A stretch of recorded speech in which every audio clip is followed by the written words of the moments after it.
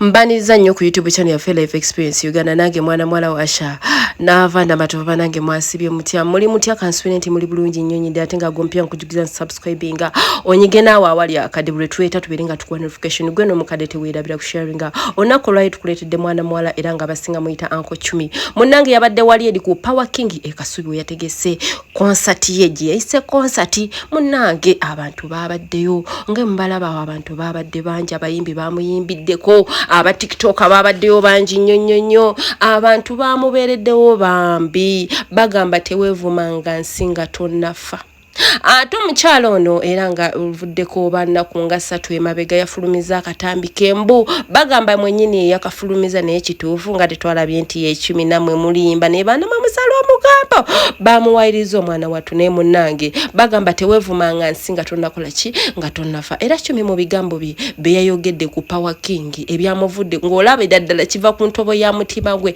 omuntu eyamusibya eruzira banange yamunyigira simusanyufu nakamu era omuntu oyo talimuva ku mutima taliva ku mutima gwe okubanga yamutuusa eruzira bagamba akwagalize ekomera akwagaliza ntaana naye nga bakutwalayo ng'okoze eki gwenda mulungi nkugamba tula kalira atowulirize 10 yagambye eki yakoze atya munnange 10 yekikubidde ddala tula kalira ate beera Bwana mingi wesige mutoma. We love you!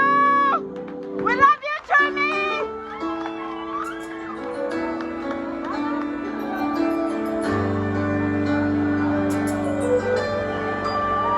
Lava Mumbaja! Kamula! Go, Maddie!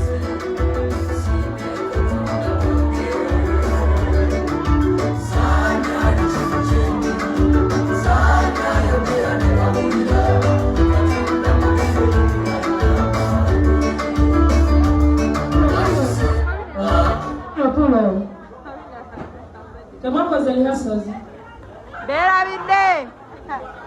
Together with this offer.